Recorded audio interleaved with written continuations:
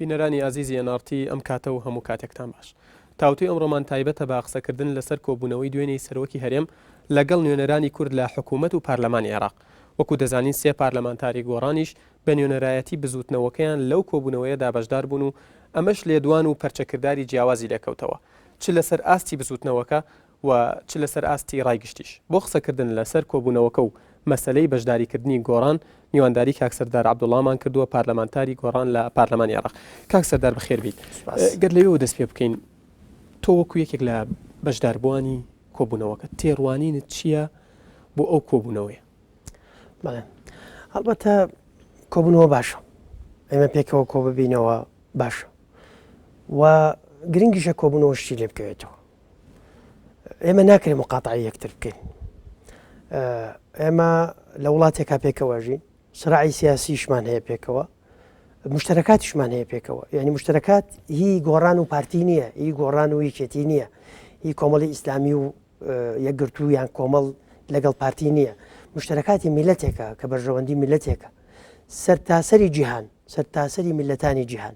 مشتەرەکاتیان هەیە کە لەسەری کۆکن، خلافاتیان هەیە. سیاسی دەبێت ئەمانە جیاکاتەوە، سیاسی ورد و بەدقەت دەبێت ئەمانە جیاکاتەوە. سیاسی فاشل عادەتەن ئەم مەسەلانە تێکەڵەکە. لەبەرەوە مقاتعە هەڵبەتە مقاتعە هەڵوێستێکە جێی ڕێزە وەکو ڕێز سەیرەکرێ، بەڵام ئێمە ناکرێت مقاتعی یەکتر بکەین. لەبەرەوە ئەو کۆبوونەوە هاتووە ئێمە براری بزوتنەوەکەمان وا بوو بەشداری بکەین و بەشداری بکەین بە سیاسەتی خۆمان و ئەوەی کە کردمان دوێنێ ئێمە نوێنەرایەتی ئەو سێ برادرەمان ئێمە و کاک شۆڕش و کاک دکتۆر بایزید و من کە بەشداریمان کرد، هەڵبەتە پاشپرس و ڕابوو ئێمە لەناو گۆڕانە تەقلیدێکمان هەیە. شتێک هەیە پێوترێ بڕیاری بزوتنەوەکە و فراکسیۆنەکەمان، شتێکشی پێوترێ ڕای ئەندام پەرلەمانەکە خۆی خۆی. بەڵێ ئێمە کەس ئیلزام ناکەین، یعنی کەس ئیلزام ناکەین بە هەڵوێستێکی دیاری کراوە. هەڵوێستی بزوتنەوەکە و فراکسیۆنەکە هەیە، هەڵبەتە لە نقاشین. هەندێک جار فراکسیۆنەکە بڕیار بەرگرێت بزوتنەوەکە پێی باشە، بڕیارەکەی پێ باشە. هەندێک جار بزوتنەوەکە ڕایەکی هەیە. بڕیاری بزوتنەوەی گۆڕان، فراکسیۆنی گۆڕان بە مناقەشە بەلوەرە ئەبێ، بەڵام لە نەتیجەیە ئەندام پەرلەمانەکان ئازادن. ئێمە دوێنێ هەندێکمان ڕۆشتین، هەندێکمان نەڕۆشتین. ئەومان ڕۆشتین نوێنەرایەتەکەین، ئەوی تریشی ئازادە لە هاتن و نەهاتن لەبەر هەر هۆیەک بێت. بۆیە ئێمە کۆبوونەوەی دوێنێ کۆبوونەوەیەک بوو تایبەت بوو بە مەسئلەی ئەو گەرژیانەی لەم ئەخیرەیە پێیا بووە و تایە باسی مەسئلە نەتەوایەتەکان کرا. هەڵبەتە ئێمە چەند خلافمان لە بینی خۆمان هەبێ لە مەسئلە نەتەوایەتەکانە محکومین بۆی کە کۆک بین، لە بەرژەوە نەتەوایەتەکانە ئێمە محکومین بۆی کۆک بین. ئێمە چەندین جار فراکسیۆنی گۆڕان لە پەرلەمانی عێراق، چەندین جار کێشەی گەورەمان لەگەڵ فراکسیۆنی هاوپەیمانی بووە لەوێ لەسەر داکۆکیکردن لە ئازادیەکانی کوردستان لەسەر خۆ پیشاندانەکان. بەڵام چەندین جاریش ئێمە مبادر بووین بۆی هەڵوێستی هاوبەشمان هەبێت لە مەسئلە نەتەوایەتەکانە. ئێمە لە عوتڵەی جەژن پێش جەژن لەسەر داوا مبادرە ئێمە بوو کە هەوڵماندا بەیانێکی هاوبەشی پێنجلایەنەکە لە دژی قەسفی تورکی و ئێرانی پێیا بوو. لەم مەسئلانە نابێت تێکەڵکەین. ئێمە شتێک هەیە پێوترێ بەرژەوەندی نەتەوایەتی لە مەسەلە چارە نووسازەکاندا یەک هەڵوێستن. ئەجا دەمەوێت ئەمە مەسئلەیەک ڕوونکەمەوە کە من دوێنێ لە کۆبوونەوەکە بەڕوونی باسمان کرد بێ پێچووپەنە. شتێک هەیە پێوترێ هەڵوەستی ئێمە لە کۆبوونەوەکەوامان بەسەرۆژیارێم وتمان ئێمە کورد نەکورد ئەوەندە لاوازە نە بەرامبەرەکانیش ئەگەر بیانەوە دژی بن ئەوەندە بەهێزن. بەڵام یەک مەسئلە هەیە دەبێت لە بەرچاوی بگرین. خاڵی بەهێزی کورد یەکگرتوویەتی،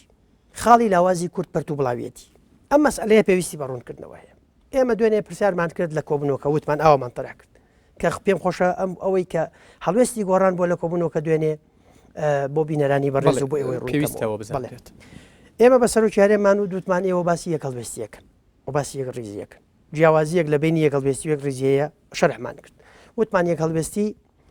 التیزامی ذاتی خۆمانە، التیزامی نیشتیمانی و ذاتی خۆمانە بەرامبەر بە پرسە نەتەوایەتەکانمان.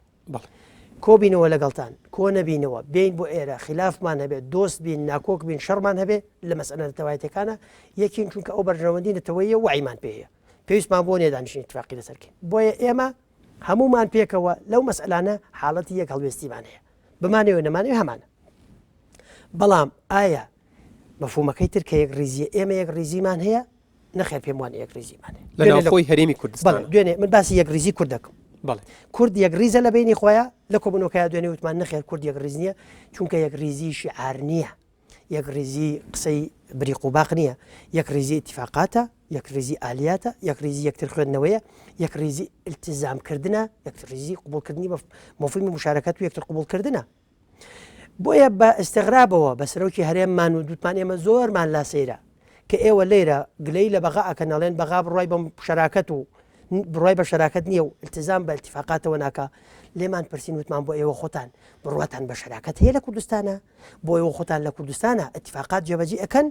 نەتان کردووە کاک سەردار ئەمە لە کۆبوونەوەکەی دوێنێ ئێوە ڕێی خۆتانتان لەم بارەیە وەختەڕ و ئەمە مەبەستی من ئەم قسانی کە تۆ ئێستایکەی قسەکانی ئێوەیە کە دوێنێ لە کۆبوونەوەکە بەرامبەر بە سەرۆکی هەرێم لە کۆبوونەوەکە بە حضوری هەموو برادران لە کۆبوونەوەکە عەرزمان کرد و وامان بە سەرۆکی هەرێم وت بە سەرۆکی هەرێممان وت ئێوە خۆتان التزام ناکەن بۆمان حساب کرد وتمان ئێمە کە ئیتیفاقی ئێتلافی کوردستانیمان ئیمزا کرد و خۆت ئیمزات کردووە ئیعلان کراوە بڕیارماندا مەرجعی نهایی بۆ قبولکردنی اتفاقیات لە بەغا بۆ تشکیلی حکوومەتی عێراقی پەرلەمانی کوردستان بێت بەڵام ئێوە دیارە پەرلەمانی کوردستان بە مەرجع نازانن کە بە مەرجعتان نەزانی بە هەر حاڵ بەڵام بۆ تاکتیکیش ئێمە 20 جار زیاتر داوامان لە ئێوە کرد لە وەفدەکە کە من نوێنەرایەتی گۆڕان مەکرد لەگەڵ کاک شاهۆ و کاک ئازاد چالاک لە وەفدەکەوت پێمان وتمتەن 20 جار زیاتر داوامان لە ئێوە کرد وتمان برادەرینە بۆ تاکتیکی تەفاوزیش بێ جارێک وەفدی مفاوزی کوردستانی بانکەنەوە بۆ بەردەم پەرلەمانی کوردستان با محاسبەمان بکەن بۆی ڕسالەیەک بنێرین بۆ لە هێزە عێراقیەکان بڵێن سەقفی تەفاوزی پەرلەمانی کوردستان زۆر بەرزە تەنازولیان پێ بکەین لایەنەکان و بۆ ئێستا بە ئاشکرای لایەنەکانی عێراق ئەمریکایەکان لەو فەقەرەیە لە ئەتیفاقی ئیتلافی کوردستانی تۆقی بوون کە ئێمە اتفاقاتینەوە بەردەم پەرلەمانی کوردستان لەبەرەوە کارتێکی زۆر گرنگ بوو بەکاری بێنین وەکو کارتی تەفاوزیش ئێمە بەکارمان نێنا دوێنێ بە سەرۆکی هەرێممان وتمان ئەوەشمان لێ داواکردن ئێوە نەتان کرد چونکە ئێوە پەرلەمان بە مەرجع نازانن وەکو کارتی تەفاوزیش ئەوەتان بەکار نهێنا وتم ئەوە هەموو برادەرەکانتان دانیشتون ئەندامانی هاوپەیمانی کوردستان لە پەرلەمانی عێراق نەک ئێمە کە لە دەرەوەی اتفاقاتین بۆ ئەندامەکانی خۆتان ئەزانن ئێوە لەسەر چی ڕێکەوتون ئەزانن تۆ چ اتفاقیەکە دمزا کردووە کەس نازانێ تۆ خۆت کردوتە لەبەرەوە زۆر زۆر غەریبە بەلامانەوە باسی شەراکەتەکەیت و باسی التزامکردن بە بڕیارەوە سەردار وەڵامی ئەوان چی بوو ئەنجا عەرزەکە من ئەگەر ئیجازەم بێ ئەمە ئەوەی کەوتمان بۆی ڕوون بێ بۆ هەموو خەڵک کە مشارەکەی ئێمە مشارەکەیەکی ئازایانە بوو وە بزوتنەوەی گۆڕان وەکو هەمیشە ئازا و مەسئولانە بوو مەسئولانە بەرامبەر پرسەنەتەوایەتەکان و چارەنووسی وڵاتە ئازایانەش لە تەرحی بەرژەوەندەکانی خەڵک ئەوەی کە من دەمەوێت بڵێم دوێنێ دوای ئەوەی ئەمەمان وتمان کاک مەسعود ئێمە پار بە حضوری خۆت ڕێککەوتین لژنەیەکی ئیسلاحماندا مەزران کاک بەرهەم و کاک ئازاد سەرۆکی ئەم لیژنەیە بوون کاک ئازاد بەرواری ئەگەر پار التزامتان بۆ اتفاقیەوە بکردایە کە کردمان بۆ ئیسلاح لە کوردستان بەر لەوەی مزاهرات لە عالەمی عەرەبی بێ کوردستانمان نەکردە جوانترین نمونەی ڕۆژهەڵاتی ناوەڕاست کوردە بۆ پێشەنگی ئیسلاحات چاوی لێ بکرێ بڵێ بەڵام ئێوە ئەمەتان نەکرد ئایا ئێوە التزامتان بۆ اتفاقیەوە کرد غەریبە ئێوە باسی ئەوەکەن بەغا التزام بە اتفاقیەتەوە ناکە وتم پەرلەمانی کوردستان دوای مزاهرات دوو بڕیاری دەرکردووە بڕیاری پەرلەمانەوە ملزمە التزامتان کرد تۆ جەژن خۆت 4 بڕیارت دەرکردووە پێمان وتمان ئێمە ڕۆژی جەژن چوینە خزمەت ماڵە شەهیدەکان شەهیدانی خۆپیشاندانەکان پێمان وتمان کە سوکاری شەهیدەکان دڵیان خۆش بۆ بڕیار هەیە بەڵام بە سەراحەت پێ دەڵێن گومانیان هەبوو دوو دڵیان هەبوو پیان وا بۆ بڕیارەکان جێبەجێ ناکرد جێبەجێتان کرد زۆر غەریبە ئێوە باسی شەراکەتەکەن و پێمان وتمان لەوە چێ سلوک بێ ئێوەش و مالکیش و هەر کەسێکش لە عێراقا لەکوێ ناچار بێ اتفاقات جێبەجێکە لەکوێ ناچار نەبن و بۆتان بکرێ خەڵقی بکەن خەڵقیەکەن پێمان وتمان ئێمە زۆر نیگەرانین لێت ناشارینەوە زۆر نیگەرانین کە جەنابەت لە کۆبوونەیەکی وایە بە ئێمە ئەڵێی ئەوەی لەگەڵم دێ باش ئەوەی نایە کەیفی خۆیەتی پێمان وتمان بۆ ئێمە هاتووین لەگەڵ تۆ بین ئەگەر قسەکە لەسەر ئەوەیە پێکەوە بە شەریکی شەراکەت هەبێ لە کوردستانە لە تەحملی مەسئولیەتی نەتەوایەتی و نیشتیمانی دەبێت شەراکەت لە وەرگرتنی بڕیارە هەبێ نەک ئێوە بڕیار بدەن و ئێمە تەئیدتان بکەین ئێمە ناتوین تەئیدی ئەوە بکەین دەبێت شەراکەت هەبێ مەفهومی شەراکەتەوە ئێمە لە بڕیارە پێکەوە شەریک بین پێکەوە بڕیار لە چارەنووسی میلەتە بدەین پێمان وتمان تۆ ئەو مالکی لا بەنێستە ئێوە خۆتان جعفەریتان هێناوە ئێوە خۆتان لاتان برد خۆتان مالکیتان هێنا خەلەلەکە لە مالکی نییە لە بەغا نییە لە جعفەری نییە خەلەلەکە لە ناوماڵی خۆمانە بۆ ئەوەی کورد بەهێز بێ من بخۆم پێم وایە و دوێنێش پێمان وتمان ئێمە پێمان وایە کە کورد قدرەتی مواجهەیە و ئەشتوانێ ئەجندەی خۆی بسەپێنێ بەڵام یەکگرتوو بێ ناتوانین بەم وەزعی ئێستامانەوە ناتوانین مواجهە بکەین ئێمە محکومین بەوەی یەکگرتوو بین ئەمەش پێویستی بۆ هەیە التزاماتە خاتە سەر تۆ و التزاماتە خاتە سەر هاوپەیمانی کوردستان و التزاماتە خاتە سەر ئەم دەسەڵاتە مەفهومێکی ترە هەیە گەری ئیجازەم بدەیت کاک یادگار مەفهومێکی زۆر گرنگ هەیە کە دوێنێ بە سەرۆکی هەرێممان وتمان کورد بۆیە 2008 توانی مواجهە بکە چونکە ئیجماعی نیشتیمانی هەیە بوو یەکگرتووی ڕیزی کورد یەکگرتووی ڕیزی هێزە سیاسیەکانی نییە بەتەنیا یەکگرتووی هەموو میلەتەکەیە بەیەکەوە ئەویش ئەوەیە میلەتەکە دەبێت سقەی بە مەرجعیاتە سیاسیەکان هەبێت سقەی بە نوێنەرە سیاسیەکانی هەبێت بە معارەزە و بەسوڵتەوە میلەت سقەی پێتان ماوەتم زۆر بە سەراحەت پێ دەڵێم ئەم میلەتە سقەی پێتان نییە لەبەرەوە ئێمە دەبێت سقە بە میلەتە بۆ میلەتە بجێڕینەوە ئەمەش بەوە ئەکرێ ئێمە حاڵەتی ئیجماعی نیشتیمانی دروستکەین بەچی ئەکرێ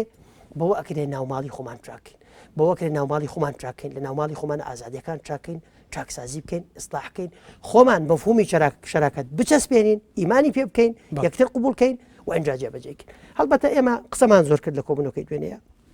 زۆرمان وت و نامەوێت هەموو قسانی کە کردومانە بیگەڕێن پوختەی قسەکان ئەمە بوو کە ئێمە زۆر بە سەراحەت نوێنەرایەتیمان لە بەرژەوەندەکانی میلەتەکەمان کردووە جارێکی تر بە سەرۆکی هەرێممان وتەوە ئەم وڵاتە بەلایەنێک و دوولایەن بەڕێوە ناچێت بە تاگڕەوی لە کوردستانە ناکرێت کوردستان پێویستی بەوە هەیە ئێمە شەریک بین پێکەوە لە وەرگرتنی بڕیارە لە چارەنووسیا شەریک بین لە چاکردنیا شەریک بین شەریک نەبن ئالیاتی تر هەیە بڵێ کاک سەردار بە نسبەت بەشداریکردنی ئێوە وەکو نوێنەرانی گۆڕان لەو کۆبوونەوەیە ڕای جیاواز هەیە لەسەر ئاستی بزوتنەوەکە بە پێی زانیاریەکانی من بڵێن پارلەمانتاران بوون بە دوو بەشەوە و لێدوانیش دراوە کە مخاتعە و دانیشتنیان کردووە بە پێی زانیاریەکانی من وەکو بڵین بەشێکتان بەشدار بوون بەشێکتان بەشداریتان نەکردو سەرەکە بکە بۆی زانیاری ڕاستەکە بڵێ و لەسەر ئاستی ناوخۆش مەبەستم لەسەر ئاستی ڕای گشتیش ڕایەکەی پێی وایە کە نەدەبوو گۆڕان بەشدار بێ یەک لە بەرەوەی کە هێشتا دانیشتنی نێوان دوو پارتە دەسەڵاتدارەکە و سێ لایەنە ئۆپۆزیسیۆنەکە دەستی پێ نەکردوێتەوە و ڕاکەی تریش ئەوەیە دەڵێت کە لە سەرەتایی وەکو دەزانین لەسەر دەست پێشخەریەکەی هەولێر حکوومەتی عێراق پێکێنرا بەڵام بینیمان بزوتنەوەی گۆڕان لە ئیمتیازات لە پۆست بێبەشکرا لە حکوومەتی بەغدا و ئەو کاتەش ئێوە بڵین سەرکردایەتی و بار فەرمانڕەواکەتان تاوانبار کرد کە لەو کاتە ئێوە لە ئەستحقاق و لە ئیمتیازات بێبەشکراون بۆچی ئێستا لە پۆستی باڵامە بەستم لە وەزارەتێک بۆ نمونە بۆچی ئێستا ئێوە هاتوون یانی لەم کاتە ئەوان گەڕاونەتەوە بۆ گۆڕان ئەوەنە داماو نییە بێبەش بکرێ بەڵێ ئەزانی بۆ زانیارێت بۆ ڕاستکەمەوە ئێمە دوو بەشنین ئێمە یەک بڕیارمان هەیە و ئێمە نوێنەرایەتی بزوتنەوەکەی خۆمان و فراکسیۆنەکەی خۆ چی دەربارەی ئەو لێدوانی ئەو پارلەمانتاری کە دەڵێت من نەڕۆشتومەتە ئەمینەوە و ئێستا لە بەردەستمانە ئازادە ئەو ئازادە کەواتە ئەو نوێنەرایەتی بەس خۆی کردووە مەبەستی تۆ عفوم کازانی چیە ئێمە دوێنێ پێرێ وانەی کە دانیشتین شەرتمانەوە بوو داوای ڕسمیمان بۆ بێ داوای نووسراوی ڕسمیمان بووە بانگێشت بکرێت بەڵێ پێم هاوتن پان داوای شەفەی لە کەس وەرناگرین بە ڕسمی داوامان بوو بێت داوای نووسراومان بووە دوایش کە اتفاق کرابچین برادەکانی خۆمان ئازاد کردو ئەوەی دەیانایەت ئەوەی دێ ئازادە ئەوەی شینای ئازادە لەبەر ئێمە بڕوامان بۆ بڕۆین ڕۆشتوین ئەوەی نێتی ئێمە جەماعەتێکین احترامی ڕێی جیاوازەکرین لە ناو خۆشمان احترامی ڕێی جیاوازەکرین لەبەر هەر برادێکمان نهاتووە لێدوانی نەداوە هەڵوێستەکەی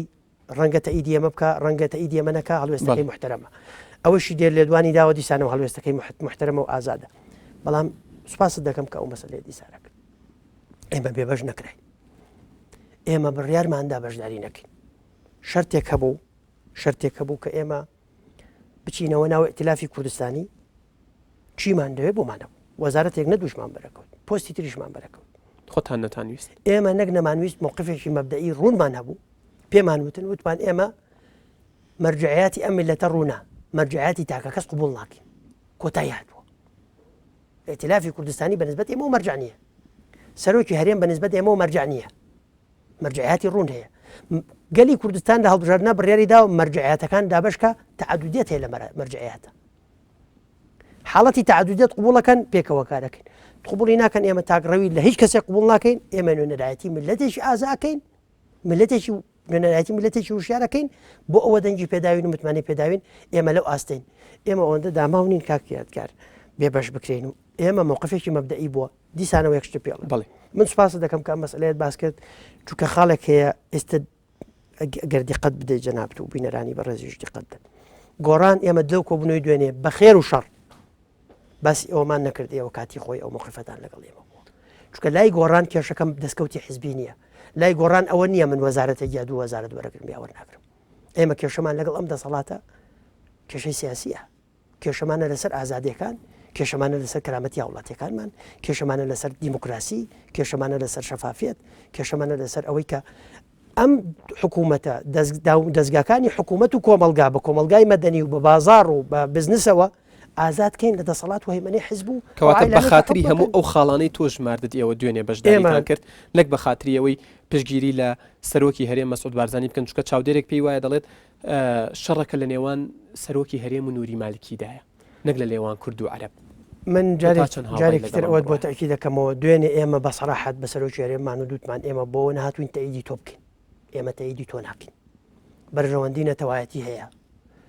پێکەوە شەریکین لە بڕیاردان، پێکەوە شەریکین لە تەحملی مەسئولیت، شەریک نین لە بڕیاردان، شەریک نابین لە تەحملی مەسئولیت لەگەڵتانە. ئەو حاڵەتەش حاڵەتی ئیجماعە، حاڵەتی ئەوە نیە ئێوە بڕیاردەن ئێمە لەگەڵتانین بە سەراحەت و بێ پێچ و پەنا پێمانوتن بێ هیچ پێچ و پەنایەک لەسەر مەوزوعی پەکەکە و پەژاکوانش پێمانوتن بە سەراحەت وتمان ئێمە لایەنگری تەفاهم و حەلی دۆستانە و ئاشتیانەین لەگەڵ هیچ جۆرە ئالێتێکی تری ئەو مەسئلانە سەردەر وەڵامی ئەوان چی بوو بۆ ئەم قسانەی ئێوە کە ئێوە خستوتانەتە ڕوو ئەزانی کاک یادگار ئێمە لە سیاقەکەین ئەو پرسیاری خەڵک پرسیارێکی بەدقەتە مفاوەزات معلقە بۆ ئێمە بەشداریەکەین هەڵبەتە پرسیارێکی زۆر ڕەوایە و من زۆر سپاس دەکەم کە ئەو پرسیارت خستە ڕوو ئێمە کێشە معلقەکانی ئێرە نابێ وامان لێ بکە لە مەسئلە نەتەوایەتیەکانمانە تەفاهم نەکەین تەفاهمیشەکەین و خلافیشمان هەیە تەفاهمەکەین لەسەرەوەی لە بەرژەوەندی نەتەوایەکان لە یەک سەنگەر بین و لەو کاتەی کە لە یەک سەنگەرین دوێنێ ئێمە چوین کاک مەسعود پێی ناخۆش بوو ئێمە مۆزوعانەمان تەڵا کرد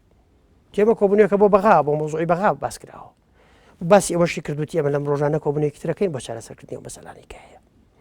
بەڵام ئەگەر ملاحەزە بکەین ئێمە داوەت کراوین بۆ کۆبوونەوەیەک بۆ ئەوەی بچین باسی مەسئلەی بەغا بکەین باسی مەسئلە چارەسەرکردنی ئێرەمان کردووە باسی چاکسازیمان کردووە لێرە باسی ئەو هۆکارانەی کە وای کردووە کێشەکانی بەغا دروست لێرە ئێمە لە یەکەم ڕۆژەوە بۆ برادەرانمان پێمانوتون کوردستان چاکەکەن پێکەوە براین لەوێ چاکی ناکەن لەوێ ناتوانن ئێرە وەزعی ئێرە ڕەنگەداتەوە لەسەر وەزعی ئێوێ ناتوانن ئەوە لەوێ بتانەوێت لەوێ برابن و لێرە بە کەیفی خۆتان ئیهانەی خەڵک بکەن ئازادیەکان نەهێڵن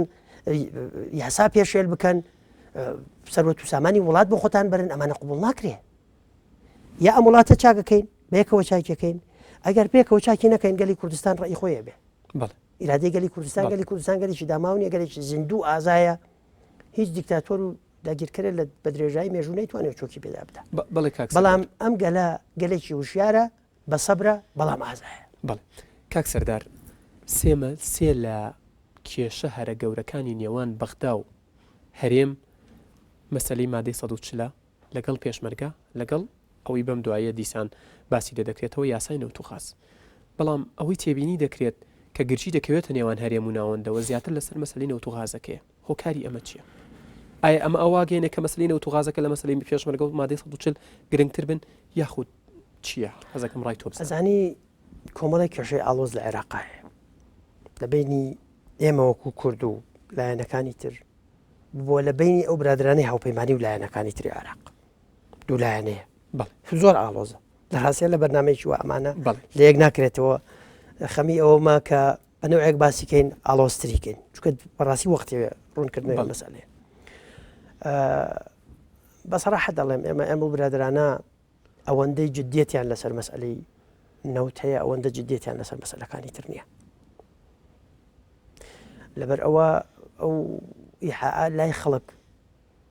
مادام لای خەڵک ئەو ئیحاءیە ئەو گومانە هەیە ئەرکی ئەم دەسەڵاتەیە لە کوردستان کە ئەو گومانەی خەڵکی ئەو گومانە بەڕەوێنێتەوە ئەویش بەجەختکردنە لەسەر استحقاقاتی قەومی ئێمە لە عێراق بەجەختکردن لەسەر ئەم مەسئلەی پێشمەرگە ئەوەندەیان ئاڵۆز کردووە بەنەوعێکە جارێکیان لەسەر مەسئلەی موچەی خانەنشینی و زیادکردنی موچێ و خانەنشینی هێزەکانی ناوخۆ هەڕەشیان لە ئێمە کردویان ئەگەر واز لەوە نێنن ئەم یاسایە لە کوردستان جێبەجێ بکرێ و موچەی پۆلیس و ئاسایش و هێزەکانی ناوخۆی کوردستان زیاد بکرێ مەسەلەی پێشمەرگەی ساراکەی پێمانوتن ئەو وەختەش پێمانوتن پێش مانگی ڕەمەزان مانگی حەوت بوو پێمانوتن ماوەرن مەوزوعی پێشمەرگە ئێوە ئیسارێکن ئێمە دەعمتانەکەین ئێمە ئیسارێکن ئێوە دەعممانکەن مۆزوعی پێشمەرگە مۆزوعیشی ئاڵۆزە بەڵام دیسانەوە گەڕێمەوە ئەم میلەتێکە لە چەند لایەکەوە دەبێ خەبات بکە لە لایەکەوە دەبێ خەباتێکی سەرسەختانە بکە بۆ دیموکراسی لە ناو کوردستانە بۆ ئازادی بۆ کەرامەتی خۆی بۆ چاکسازی لە وڵاتەیە بۆ گۆڕینی نظامی سیاسی لە کوردستان بۆ نظامێکی باشتر بۆ خۆشگوزەرانی بۆ چاکردنی گوزەرانی هاوڵاتیەکانی ئەمە خەباتێکە فەرزە لە سەرمان فەرزە هاوکات ئەم میلەتە مەحکومە بۆی کە کێشەی تریش هەیە ئەم کێشانە نابێ ئێمەوەمان لێ بکە تێکەڵیکەین سیاسی بە دیقەت هێزی سیاسی مەسئول ئەو هێزەیەکە بە دیقەتەوە ئەتوانێت ئەم دوو کەیسە لە یەک جا بکاتەوە و من دیسانەوە لەم بەرنامەیە تەکیدی ئەو مەسەلەیەکەمەوە ئێمە پێمان وایە و بەڕوونیش بە سەراحەت لەم من بەرەشەوەیڵم وەزعی کوردستان لەوە ئاڵۆسترەکە ئەو برادرانە پێیان وابێ مەماطەڵی تیاکەن سەبری خەڵکی کوردستان تا سەر نابێ یعنی هیوادارم وای لێ نەکەن ئەم میلەتە سەبری نەمێنێ و وەختە بڕیاری خۆی بدا وەزعی کوردستان ئاڵاوسترە بێ ئەم وڵاتە پێویستی بە چاکردن هەیە دوێنێ ئێمە بە سەراحەت بە سەرۆکی هەرێممان وتمان تۆ لە کاتێکە هاتووی ئەم مەسئلانە لەگەڵ ئێمە باسەکەی مفاوەزاتان لەگەڵ لایەنەکانی ئۆپۆزیسیۆن معەلەقە لەبەرەوەی التیزام بە بڕیارەکانی خۆتانەوە ناکەن بۆ واتان لێ کردووە بچنەوە چاکەنەوە التیزام بە بڕیاری خۆتانەوە بکەن بۆی مفاوەزاتەکان دەست پێ بکاتەوە گەرتانی وڵات چاکردنەوە زۆر بە سەراحەت پێمان وتن دوای کۆبوونەوەکانیش پێمان وتن لە پەراوێزی کۆبوونەوەی هەندێک جار قسەی گرنگترە کرێ پێمان وتن وتمانێمە ڕەشبینین زۆر ڕەشبینین اتجاهی سلوکی ئێوە ئومێدی ئەوەمان ناداتە کە ئێوە فعلەن میلێکتان هەیە بۆ چاکردنی وڵاتە لەوە چێ بتانەوێ ئەوە ناچێتە سەر بۆ کەس ناچێتە سەر کەواتە کاک سەردار بە بڕوای تۆ سەرکردایەتی سیاسی کورد بە تایبەتی بەرپرسانی هەرێک لە یەکێتی نیشتیمانی کوردستان و پارتی دیموکراتی کوردستان کە ئێستا پۆستە باڵاکانی بەغدادیان بەدەستەوەی تا چەند جددین لە مەسلەی کشانەوە لە بەغدا و وەرگرتنەوەی متمانە لە نووری مالکی ئەمە ئێستا گوێمان لێ بێت ناوەناوە دەمێ مەفهومێکت بۆ ڕاستکەمەوە کە مەفهومە لە ناو وەفدی کوردستانی زۆر توشمانە بوو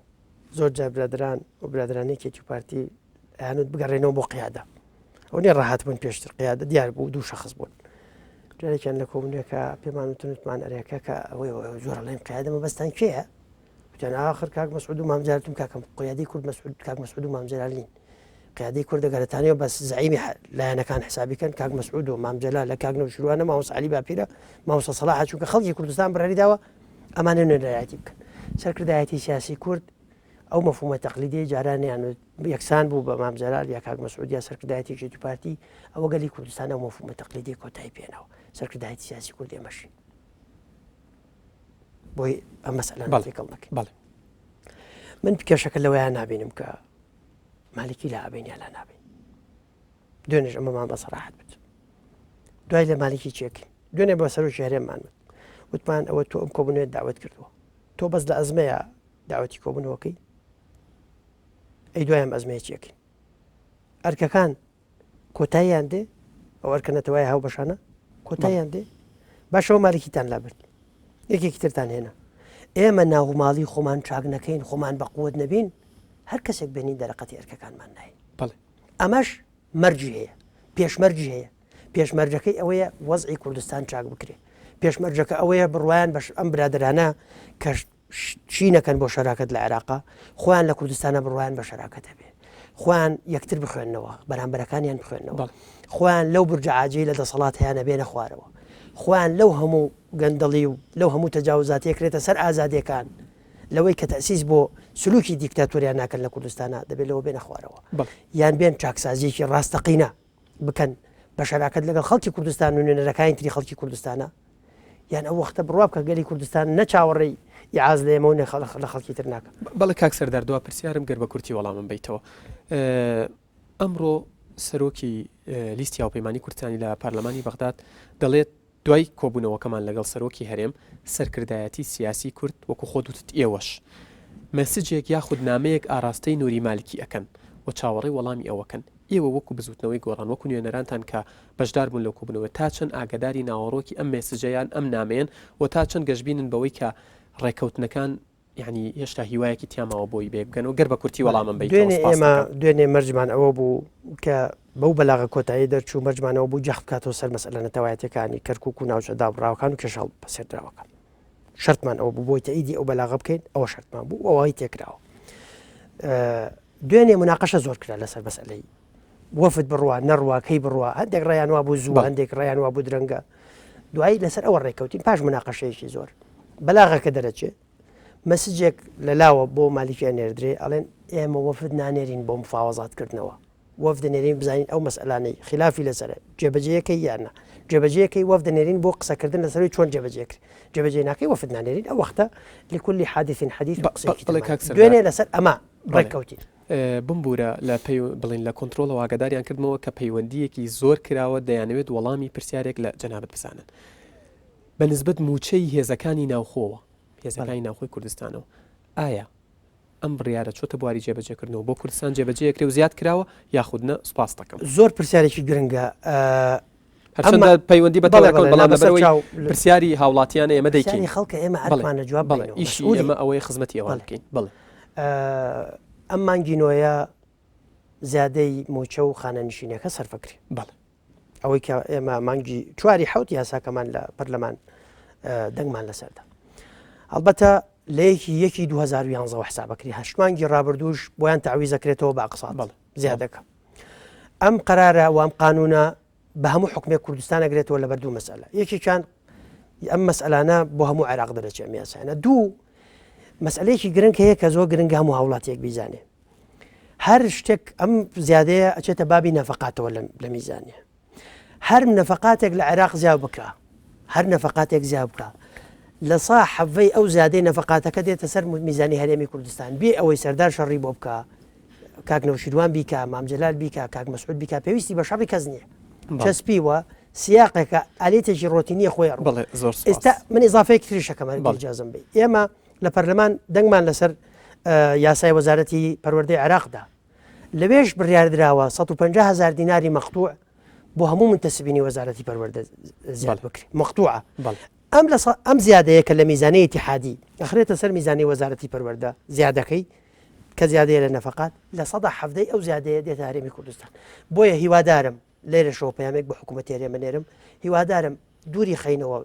معاشی خەڵق و ژیانی خەڵک دوور خەینەوە لە سرعی سیاسی و مزایدی سیاسی لێکتر هیوادارم سەری ئەم مانگە حکوومەتی هەرێمی کوردستان ئەو زیادەی هێزەکانی ناخۆ سەرفکە و ئەلتیزام بۆ بکات چونکە ئەو پارەیە لە بەغاوە زیادەکات بەڵێ کاک سەردار عەبدوڵڵا پارلەمانتاری فراکسیۆنی گۆڕان لە پارلەمانی عێراق زۆر سپاس بۆ ئامادەبوونت لە ستودیۆی تاوتوێمان دوومان کردی سپاس بەیەوە بینەرانی ئازیز تاوتوێ ئەمڕۆمان کۆتایی هات تا تاوتوێکی تر بەخواتان ئەسپێر و ماڵتان ئاوا بێت